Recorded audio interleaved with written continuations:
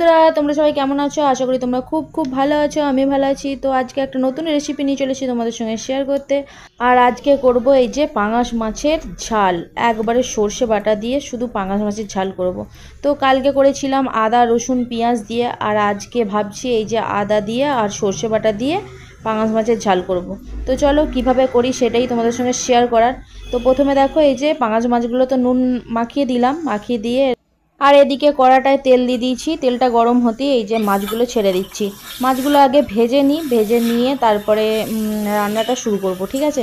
তো চলো মাছগুলো ভেজে নিই। মাছগুলো যখন ভাজছিলাম তখন কিন্তু আমি চাপা দিয়ে দিয়ে ভাজছিলাম, না হলে আবার মাছগুলো তেল ছিটকে আসবে। আর ওদিকে তো মাছ ভাজাগুলো হচ্ছে, আর এদিকে দেখো আমি ঝালটা বেটে নিচ্ছি, মাছের ঝালটা। তো মাছের ঝাল বাটার জন্য এই যে সাদা সর্ষে কালো সর্ষে একসঙ্গে পাইল করা আছে, ওই সর্ষেটা বেটে নেবো।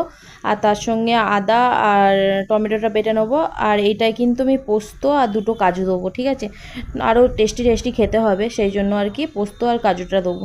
তো এখন দেখো এই যে পোস্ত আর কাজুটা বেটে নিচ্ছি, তারপরে ওই টমেটো, দু কুচি আদা আর সর্ষে বাটাটা বেটে নেবো। আর ওদিকে তো কিছু মাছ ভাজা হয়ে গেছে, সেগুলো তুলে রেখেছি। আর কিছু মাছ ভাজা হচ্ছে, আমি বাটার মাঝখানেই যাচ্ছি, যে মাছগুলো ভেজে নিচ্ছি। তো চলো এখন এই যে বাটাটা তো হয়ে গেছে পোস্তটা, এবার সর্ষেটা বেটে নেবো। আর জানো তো শিল নোড়াতে বাটার কারণ হচ্ছে সর্ষেটাও একটু মিহি করে বাটতে হবে আর পোস্তটাও মিহি করে বাটতে হবে। যত মিহি করে বাটা হবে ততটাই কিন্তু টেস্টি টেস্টি খেতে হবে, সেই জন্য আর কি শিলনোড়াতে বেটে নিয়েছি। না হলে আমি মিক্সিতেই বেটে নিতাম, কিন্তু শিলনোড়ায় বেশি ভালো করে বাটা যাবে, সেই জন্য আর কি। আর এখন তো বাটা হয়ে গেছে, দেখতেই পেলে ভালো করে বেটে নিয়েছি। আর এখন দেখো কড়ার মধ্যে যেই তেলেতে মাছগুলো ভেজে নিয়েছিলাম সেই তেলেতেই আমি এরপর দেখো দুটো লঙ্কা আর একটা এলাচ একটা লবঙ্গ দিয়ে দিচ্ছি। আর তার উপর দিয়ে দিচ্ছি তেজপাতা আর পাঁচফোড়ন। তো দিয়ে দিলাম, দেওয়ার পর এই যে হলুদ গুঁড়ো, জিরে গুঁড়ো আর লঙ্কা গুঁড়োটা দিয়ে দিচ্ছি। আর আমি বলেইছিলাম যে মাছের ঝাল বা যে কোনো জিনিসই কালার হওয়ার জন্য আমি তেলের মধ্যেই লঙ্কাটা আর হলুদটা দিয়ে দিই, ঠিক আছে? তো এখন দেখো এই যে দিয়ে আমি এখন সর্ষে বাটাটা দিয়ে দিয়েছি। তো সর্ষে বাটাটা কিছুক্ষণ ভেজে নেব, ঠিক আছে? তো আদাটা যেহেতু আছে সেই জন্য একটু ভালো করে ভেজে নেব। আর এদিকে দেখো আমার ভাজা কিন্তু হয়ে গেছে, দেখতেই পেলে ধরে যাচ্ছে।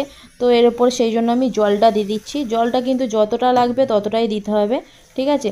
তো চলো জলটা দিয়ে এখন দেখো আমি একটু নাড়িয়ে নিই। নাড়িয়ে নেওয়ার পর আমি যে পোস্তটা আর কাজুটা বেটে রেখেছিলাম এর মধ্যে দিয়ে দেবো।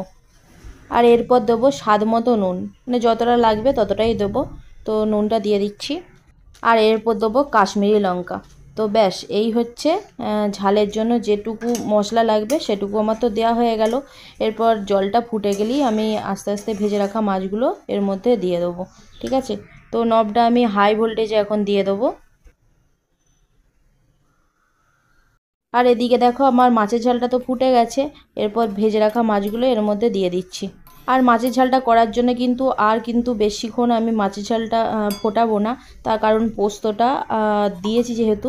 তো পোস্তটা বেশি ফোটালে গন্ধটা চলে যাবে, সেই জন্য অল্প ফুটিয়ে রেখে দিয়েছি দেখো ঢাকা দিয়ে। তো ঢাকা দেওয়ার পর এখন দেখো গ্যাসটা তো অফ করে দিয়েছি। তো দেখো কি সুন্দর কালারটা হয়ে গেছে, দেখছো? তো ঢাকা দিয়ে রেখে দিয়েছিলাম, আর 5-10 মিনিট পর আমি এসে খুলে দেখছি কি সুন্দর কালারটা হয়েছে। তো এখন দেখো এই যে নামিয়ে নিচ্ছি প্লেটের মধ্যে। তো চলো দেখো মাছের ঝালটা কি সুন্দর হয়েছে, তাই না? এই দেখো আমি নামিয়ে নিয়েছি, আর কি সুন্দর কালারটা হয়েছে, দেখেছো? তো যতটা সুন্দর দেখতে হয়েছে ততটাই কিন্তু খেতেও ব্যাপক হয়েছে। তো এত সুন্দর হয়েছে কি বলবো আর। আর এদিকে দেখো আমি স্নান করে এই যে খেতে বসে পড়েছি, আর ওদিকে আমার বড় বসে পড়েছে, আর বাবাইকে তো খাইয়ে দিয়েছি। আর আজকে কি কি রান্না করেছি দেখলে? পটল ভাজা, কুমড়ো সেদ্ধ, উচ্ছে ভাজা, আলু ভাজা আর বড়া ভাজা আর মাছের ঝালটা। তো এই হচ্ছে আজকে রান্না দুপুরে। তো এখন তো দুপুরে খেয়ে নিচ্ছি আমরা দুজনে। তো চলো আর ভিডিওটা বড় করবো না, এখানেই শেষ করছি। কালকে একটা নতুন ভিডিও নিয়ে চলে আসবো তোমাদের সঙ্গে শেয়ার করতে। Tata, bye bye.